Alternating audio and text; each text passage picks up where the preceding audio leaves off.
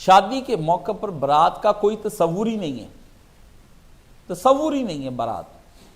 شادی میں فقط دو گواہ چاہیے، وہ اس لیے دو گواہ چاہیے کہ کل کو اگر آپ کے بچے پر، آپ کی بیوی پر، آپ پر یہ تہمت لگ جائے کہ آپ اس عورت کے ساتھ زنا کر رہے ہیں، آپ نے شادی نہیں کی، یا یہ عورت زنا کر رہی ہے، شادی نہیں کی، نکاح نہیں ہوا اس کے ساتھ، یا آپ کے بچوں کو کوئی کہے کہ تم تو حرام زادے ہو، تمہارے ماں باپ بن نکاح کے رہتے تھے، تم اس کی اولاد ہو، تو اس کو حلال زدہ ثابت کرنے کے لیے، نکاح زنا کی تہمت سے مرد اور عورت کو بچانے کے لیے اسلام کہتا ہے دو گواہ لاؤ جن کے سامنے تم ایجاب و قبول کرو کہ میں تمہیں قبول کیا، حق مہر دے کے میں نے تمہیں قبول کیا، اتنا ہی کافی ہے۔ لمبی چوڑی براتیں حرام ہیں اسلام میں۔ رسول پاک صلی اللہ علیہ وسلم کے ماموں لگتے تھے عبد الرحمن بن عوف، حضور سرکار نے فجر کی نماز پڑھانے کے بعد سلام پھیرا تو دیکھا عبد الرحمن بن عوف نے زعفران کا خوشبو لگائی ہوئی تھی، زرد رنگ کی، سفید کپڑوں پہ زرد رنگ ہلکا ہلکا لگا ہوا تھا، وہ زعفران ہے، خوشبو۔ سرکار نے پوچھا یہ زعفران آج لگایا خیر ہے؟ تو حضرت عبد الرحمن بن عوف رضی اللہ تعالیٰ عنہ نے کہا یا رسول اللہ میں نے رات شادی کر لی۔ آپ نے فرمایا اولم بشاتن، شادی کی ہے تو تم تو کافی امیر آدمی ہو، تمہیں چاہیے کہ تم ایک چھوٹی سی بکری لے کے اس کا گوشت کر کے تو ہمیں سب کو اس کی ولیمے کی دعوت کھلا دو۔ ولیمہ فرض نہیں ہے، ولیمہ ایک اچھا مستحب عمل ہے، وہ بھی اس لیے ان کو حضور نے کہا کہ وہ امیر آدمی تھے، ان کو گوشت کرنے کے لیے کہا، وہ ایک بکری، وہ بھی نہیں کہ بکرے تو جا کے منڈیوں پھاڑ لیا 24، ٹھیک ہے نا، ایک بکری، ورنہ سرکار نے اپنی شادی پہ گوشت روٹی بھی دی ہے اور نبی علیہ السلام نے ستو بھی پلائے ہیں، آپ نے کھجورے بھی کھلائی ہیں اور دودھ بھی پلایا ولیمے کے اندر، اور اس بندے نے نبی پاک سے نکاح نہیں پڑھوایا۔ آپ تو کہتے ہیں نا یہ پیسے دے کے مولانا طارق جمیل کو نکاح پڑھائیں، ڈاکٹر اسرار سے پڑھوائیں، 25,000 کا ٹکٹ دے کے حرم میں جا کے نکاح مولوی وہاں سے پڑھانا ہے، اس سے کچھ نہیں ہونا۔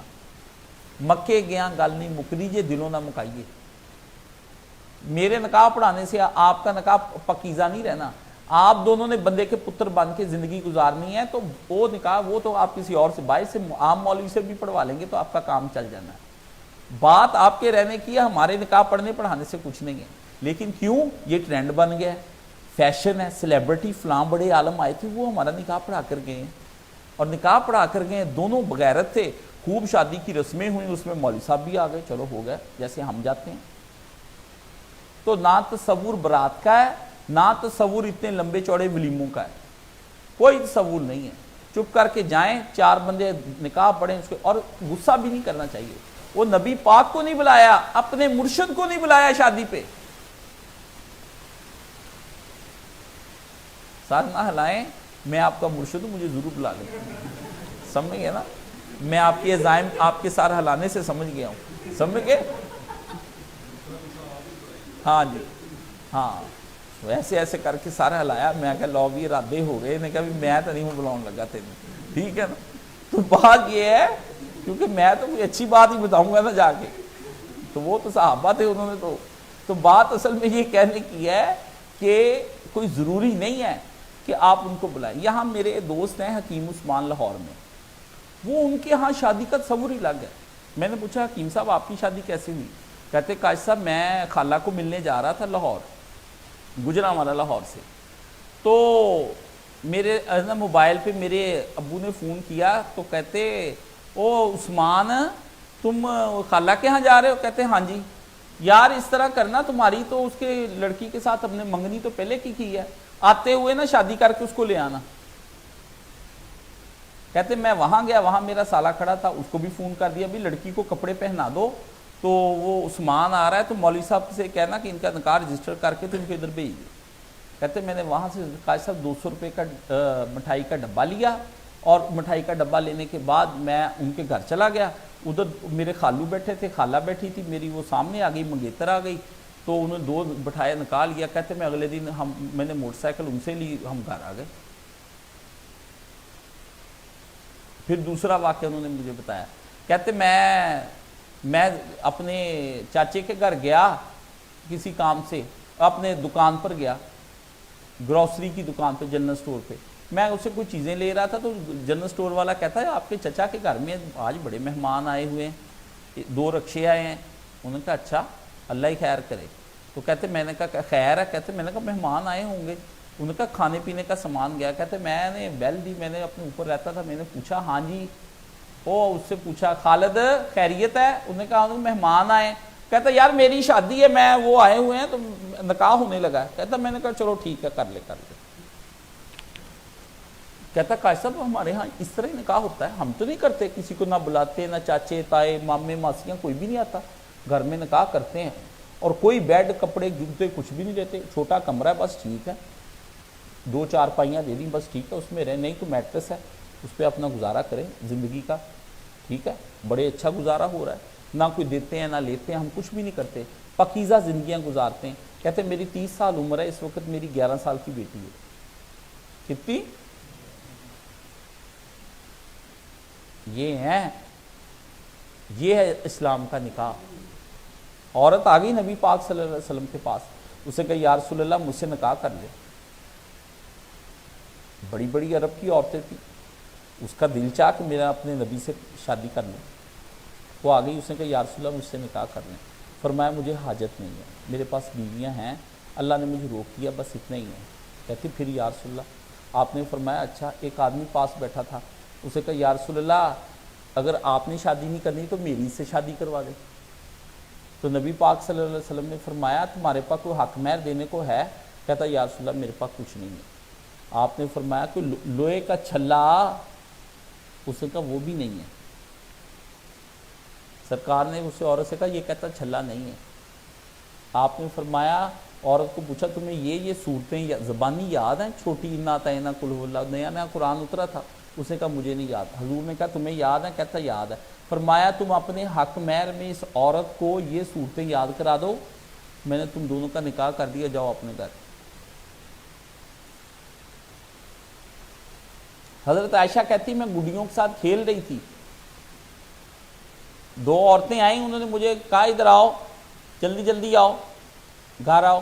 کہتے میں گھر آئی، انہوں نے میرے کنگھی کی، تیل لگایا، خوشبو لگائی، کپڑے پہنائے، تو نبی پاک صلی اللہ علیہ وسلم آ گئے اور حضور پاک صلی اللہ علیہ وسلم کے گھر میں مجھے چھوڑا ہے۔ کہتے تمہارا شوہر ہے، تمہاری اس سے شادی ہو گئی، یہ نکاح نبی پاک کے ساتھ ہو گیا، چھوڑ دیا۔ کہتی میں کھیلتی تھی، اس وقت کھیل رہی تھی لڑکیوں سے، آؤ میں نبی پاک صلی اللہ علیہ وسلم کے ساتھ تمہاری شادی ہوگی، جاؤ۔ حضرت فاطمہ رضی اللہ تعالیٰ 14 سال کی تھیں، حضور پاک صلی اللہ علیہ وسلم کو 2-3 پیغام آئے، آپ نے فرمایا میرا بھائی جو ہے نا بڑے امیروں کے پیغام آئے۔ سرکار نے کہا نہیں، میرا جو بھائی ہے نا علی، اس کا ابا فوت ہو گیا ہے، بھائی دوسرے ساتھ نہیں ہے، میں اس کا کفیل ہوں، تو یہ بیچارہ کہاں سے نکاح؟ فرمایا علی ادھر آؤ، تمہارے پاس کوئی پیسے ہیں؟ انہوں نے کہا نہیں۔ فرمایا تمہارے پاس کوئی چیز کا زرہ ہے؟ فرمایا جاؤ اس کو بیچو اور تھوڑے پیسے لے کے آؤ۔ انہوں نے اپنی زرہ بیچ لی، اور اس کے بعد وہ زرہ کے ذریعے نبی علیہ السلام نے 2 گدے، ایک چکی، ایک مشکیزہ، اور ایک جو ہے نا یہ دمبے کی کھال، یہ اس زمانے میں صاف کر کے نا نرم بنا لیتے تھے، نرم بنا کے نبی علیہ السلام نے فرمایا فاطمہ ادھر آؤ۔ فاطمہ کو بلایا، ان کو 2 عورتیں انصار کی تھی، فرمایا فاطمہ کو ذرا نا نہلا کے کپڑے شپڑے پہنا دو، دونوں کا نکاح پڑھایا سرکار نے، کہا جاؤ علی کے گھر چھوڑ آؤ اس کو۔ کرائے کا گھر حضرت علی رضی اللہ تعالیٰ عنہ کا تھا، اپنا نہیں تھا، کرائے کا گھر، اور وہ بھی مدینے سے ذرا ہٹ کر تھا، تو حضور روزانہ ملاقات کرنے کے لیے وہاں جاتے تھے۔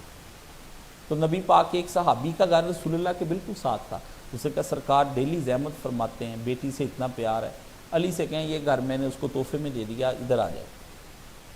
ایسے بھی پیارے پیارے سرکار کے ساتھی تھے، صحابہ ایسے ہی نہیں تھے۔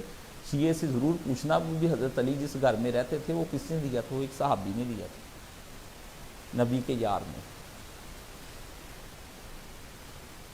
یہ شادی کا آپ کے ہاں کنجر خانے 10 لاکھ ادھر تے 20 لاکھ ادھروں تے کنجریاں تے رنڈیاں تے بدماش تے کپڑے تے جوتے تے گرارے تے لہنگے تے مہنگے تے یہ تے وہ۔ آپ تو ہیں ہندو، آپ تو ہیں ہندو یا آپ ہیں سکھ، نام بس آپ نے رکھے ہوئے محمد جمیل ہیں، سمجھ گئے، عبداللہ، اندر سے رام داس ہی ہیں، اندر کرتار سنگھ ہی رہندا ہے۔ آپ کے تو یہ نہیں، آپ کے تو مسئلے ہو رہے ہیں، اس لیے آپ کی اولادیں بدکار ہیں، اس لیے آپ کی بیٹیاں بیٹھی ہوئی ہیں، سمجھ گئے۔ آپ نے اپنے بچوں بچیوں کے معیار بڑے بلند کو، نہیں نہیں نہیں وہ تیرے مطابق نہیں، تیرے مطابق ڈنگر بچے کے لیے مطابق ڈھونڈ رہے ہیں آپ،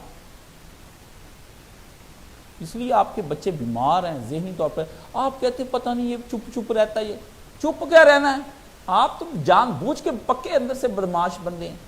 آپ کو نہیں پتا کہ جنسی فرسٹریشن بندے کو کیا کر دیتی ہے.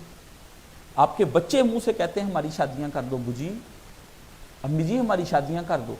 ماں کو کہتے ہیں، باپ سے ڈرتے بات نہیں. ظالم باپ، حرامی باپ جو خود اس وقت جمع کرنے سے باز نہیں آ رہا، 40-50 سال کی عمر میں بیوی کے ساتھ قربت کرتا ہے، اس سے برداشت نہیں ہوتی اپنی شہوت. وہ 16-17 سال کے لڑکے کو کیسے کہتا ہے کہ میں تم اپنی شہوت کو برداشت کرو؟ اس کی تو شہوت زیادہ مضبوط ہے، وہ تگڑا جوان ہے. میں نہیں ان باتوں کو مانتا. نہ نمازیں کہاں مانی، اللہ نے منہ پہ مانی. تیری اولاد بدکار تھی نا، تیری نمازیں قبول نہیں ہیں. تیرا لڑکا رات کو ماسٹربیشن کر کے سوتا تھا، سیکسی فلمیں دیکھتا تھا، پورنوگرافی دیکھتا تھا، گند دیکھتا تھا تیرا لڑکا. تیری بیٹی راتوں کو جرانے لگاتی تھی. تیری اندر کی تہجد کو میں کیا کروں، تیرے قرآن مجید کو میں کیا کروں. اس لیے یہ نیکوں کا کچھ نہیں، چاہے وہ عالم ہے، فاضل ہے، نیک ہے، متقی ہے، تہجد گزار ہے، اللہ کی راہ میں جو مرضی دیتا پھر. جس کا بچہ بچی بالغ ہو گیا ہے، اس کے بعد اس نے کوئی گناہ کیا ہے، وہ باپ پر اور ماں پر پڑے گا قیامت کے دن. ان کو زانیوں والی سزا ملنی.